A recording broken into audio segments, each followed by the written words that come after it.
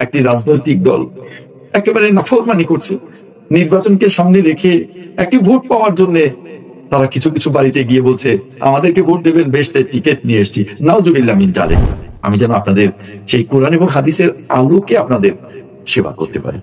আমি আপনাদের জন্য কাজ করতে চাই, ইসলামের জন্য কাজ করতে চাই। বড় কথা হলো, আমি যেন কোরআন এবং হাদিসের আলোকে জীবন যাপনে আমি নির্বাচিত হয়ে আপনাদের জন্য কাজ করতে পারি। রাব্বুল আলামিন বলছেন খেদমতে খালক। আমার প্রিয় মুসলিয়ান একরাম, পর্দার আড়ালের মা বোনেরা, আমরা বড়ই ভাগ্যবান, আমরা বড়ই ভাগ্যবান।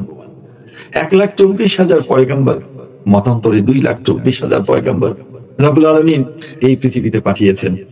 আমরা সেই ভাগ্যবানদের মধ্যে আমরা যারা সর্বশেষ নবী, আখেরি নবী হযরত মুহাম্মদ মুস্তাফা আহমেদ মুস্তাফা সাল্লাল্লাহু আলাইহি ওয়াসাল্লামের উম্মত হিসেবে আমরা পৃথিবীতে এসেছি।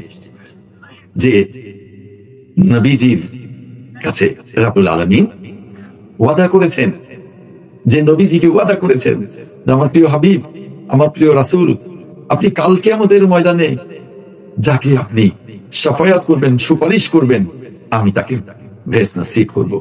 আপনাকে সেই সুপারিশের, সেই শাফায়াতের টিকিটটি দিলাম। আপনি সেই টিকিট যাকে দেবেন, আমি তাকে বেহেশতের টিকিট দেব। যদি একটি রাজনৈতিক দল একেবারে নাফরমানি করছে, নির্বাচনকে সামনে রেখে একটি ভোট পাওয়ার জন্য তারা কিছু কিছু বাড়িতে গিয়ে বলছে, আমাদেরকে ভোট দেবেন, বেহেশতের টিকিট নিয়ে এসেছি। নাউজুবিল্লাহ মিন জালিক। আমি ওদিকে যাব না। টিকিট কারোর কাছে নেই, বেহেশতের টিকিট একমাত্র রাব্বুল আলামিনের কাছে। আর শাফায়াতের টিকিটটি আছে আমাদের প্রিয় নবীজির কাছে। যে নবীজি ছাড়া বাকি যারা নবী আছেন, কারোর কাছে এই শাফায়াতের টিকিটটি নেই। কাল কিয়ামতের ময়দানে যখন সমস্ত মাইয়াত যখন সকল নবীজির কাছে যাবেন, দেখবেন সকল নবীজি শুধু বলছেন ইয়া নাফসি ইয়া নাফসি। আমাদের নবীজি কাছে যাওয়ার আগে, সকল নবীজির কাছে যাওয়ার সময় নবীজিরা বলবেন, আমাদের কাছে না, মুহাম্মাদের কাছে যাও সাল্লাল্লাহু আলাইহি ওয়াসাল্লাম। যখন নবীজির কাছে আসবেন, দেখবেন নবীজি বলছেন ইয়া উম্মতি ইয়া উম্মতি। সেই নবীর উম্মত আমরা। আমাদের জন্মটা কিন্তু অন্য নবীজির সময়ও হতে পারতো। আমরা কত সৌভাগ্যবান যে যে নবীর শাফায়াতে আমরা, যে নবীর শাফায়াতে আমরা বেহেশতে যেতে পারবো, সেই নবীজির উম্মত আমরা। কিন্তু তাই বলে আমাদের জীবনে যদি কোরআন এবং হাদিসের আলোকে আমরা জীবন না চালাই, যদি জীবনে নানান রকমের অনৈতিকতা করি, নানান রকমের কুকর্ম করি, নানান রকমের অন্যায় করি, অপরাধ করি, তাহলে কি আমাদের নবীজি আমাদের শাফায়াত করবেন? না। তাহলে নবীজির শাফায়াত পেতে হলে, সুপারিশ পেতে হলে কি করতে হবে? কোরআন এবং হাদিসের আলোকে জীবন চালাতে হবে। আমি ধানের শীষে নির্বাচন করব ইনশাল্লাহ। আপনাদের দোয়ায় আমি নিয়ত করেছি, আমাকে দল নমিনেশন দিয়েছে। আমি আপনাদের জন্য কাজ করতে চাই, ইসলামের জন্য কাজ করতে চাই, সকল ধর্মের মানুষের জন্য কাজ করতে চাই, আপনাদের এই মাটির জন্য কাজ করতে চাই। আর কাজ করতে চাই বলেই আমি আপনাদের কাছে দোয়া চাই। পর্দার আড়ালের মা বোনেরা, আপনাদের কাছে দোয়া চাই, আপনাদের কাছে ভোট চাই। আপনাদের সকল পরিবার পরিজন, আত্মীয় স্বজন যারা আছে, সকলের কাছে এই ধানের শীষে ভোট চাই। বড় কথা হলো, আমি যেন কোরআন এবং হাদিসের আলোকে জীবন যাপনে আমি নির্বাচিত হয়ে আপনাদের জন্য কাজ করতে পারি। রাব্বুল আলামিন বলছেন খেদমতে খালক। অর্থাৎ মানুষের সেবা করা মানে আল্লাহর সেবা করা।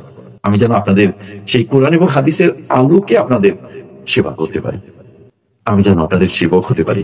আমি যেন রাব্বুল আলামিনের রহমত বরকত পেতে পারি। আমি যেন রাব্বুল আলামিনের রহমত থেকে বঞ্চিত না হই। আমরা কেউ যেন রাব্বুল আলামিনের রহমত থেকে বঞ্চিত না হই। আর সেজন্যই আজকে আপনারা যেখানে এখানে এসছেন, আমরা সকলে সাদকায়ে জারিয়া আদায় করে নেব। এই সাদকায়ে জারিয়া যাতে কাল কিয়ামতের ময়দানে এই আমল নামা যাতে সাক্ষী হয়ে থাকে। আপনাদের সকলের জন্য অনেক অনেক দোয়া রইল। আমার জন্য দোয়া চাই। আজকের মতো আপনাদের কাছ থেকে বিদায় নিতে চাই। আবার আপনাদের কাছে আসবো, আবার আপনাদের সাথে কথা বলবো, আপনাদের সুখ দুঃখে আপনাদের পাশে থাকবো। আমি দীর্ঘ সময় থেকে প্রধান আলোচকের বয়ান শুনতে না পারার জন্য অনেক দুঃখ প্রকাশ করছি। আপনাদের কাছ থেকে এখনই বিদায় নিচ্ছি। ভালো থাকবেন আপনারা। রাব্বুল আলামিন আপনাদেরকে মঙ্গলের সাথে, কল্যাণের সাথে রাখুন। পর্দার আড়ালে আমার মা বোনেরা ভালো থাকুন, ঈমানের সাথে থাকুন, ইজ্জতের সাথে। ওয়াখির দাওয়ানা আলহামদুলিল্লাহি রাব্বিল আলামিন। আসসালামু আলাইকুম ওয়া রাহমাতুল্লাহি ওয়া বারাকাতুহু।